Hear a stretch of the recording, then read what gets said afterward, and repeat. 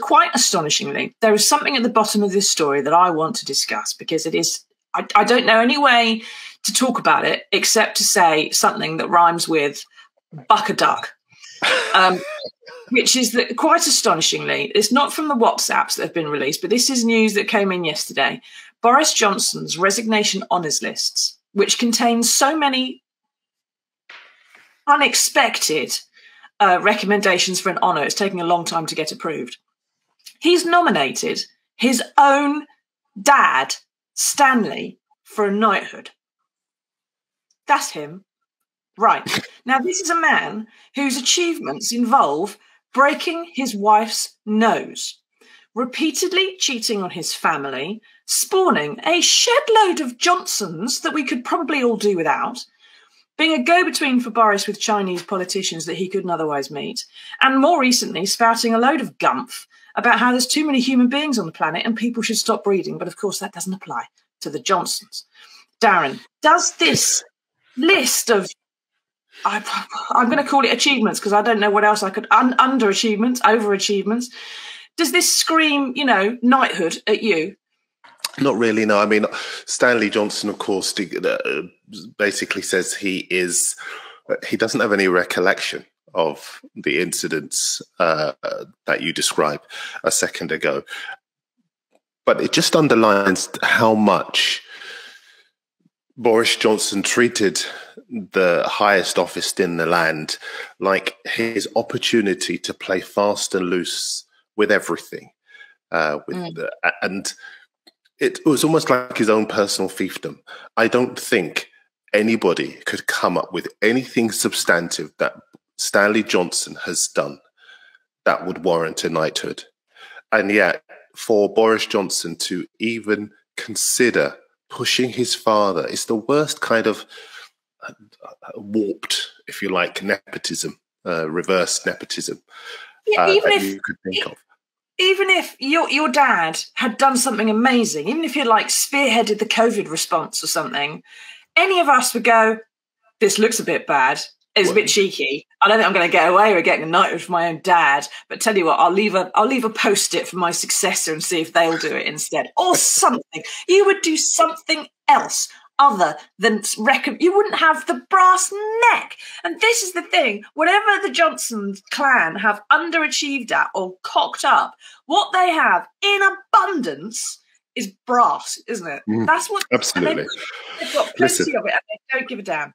And the problem is that there are so many people, let's not kid ourselves, across our political spectrum, across our media spectrum, who are willing to give credence and succor to this complete charlatan who is able to do what he does and to attempt what he does because there's always someone to act as an apologist for him. But I think this might well be a bridge too far because of the reasons that you suggested at the top of this discussion, and because of the fact that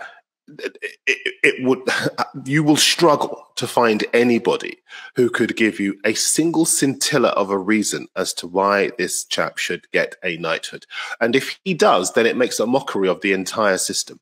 I mean, people still accept them, as you know, all day long. But I think as far as Stanley Johnson is concerned, what message does it send out to women if you give him a knighthood?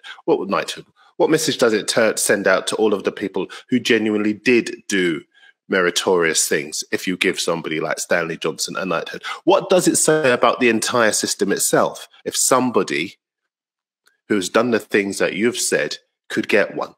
We know that lots of people have returned knighthoods in the past, but I think you might get more people rejecting them if they are to be tainted by the handing of one in the circumstances that we're talking about to somebody like a Stanley Johnson. I'm sorry. Exactly. And as Mike says there, he gave Gavin Williamson one. No one seemed to, reasons no one ever really understood. And his main achievement was having a spider bullying people, allegedly, and selling fireplaces. Terence says, doesn't he deserve it for producing the best prime minister since Churchill? No. You don't get a knighthood for releasing sperm. Sorry. And that's just how it is. And I should say that while Stanley Johnson says he has no recollection of breaking his wife's nose, his wife remembered it quite clearly, and she told Boris Johnson's biographer before she died, although she has now died and can't be questioned about that. Lazy Left Eye says, it amazes me he's being allowed to get away with it. Who the hell approves his list? There is an appointments commission and they're supposed to go through it. It's not definite yet. As we understand it, that is a suggestion. But I mean, the fact you could even suggest it shows Boris Johnson's got a real problem with reality and how people actually regard him and his family, perhaps. And from Stanley's point of view, okay, he calls himself an environmentalist. He's been an MEP. He has done some work on Boris Johnson's behalf, I think, shuttling around, passing messages here, there and everywhere. And he does consider himself sort of a campaigner for the environment and that kind of stuff. But can I ask you, Susie, do you feel as a woman, Susie, that were Stanley Johnson to get a knighthood, it would send out a message that the entire system would not want to send out?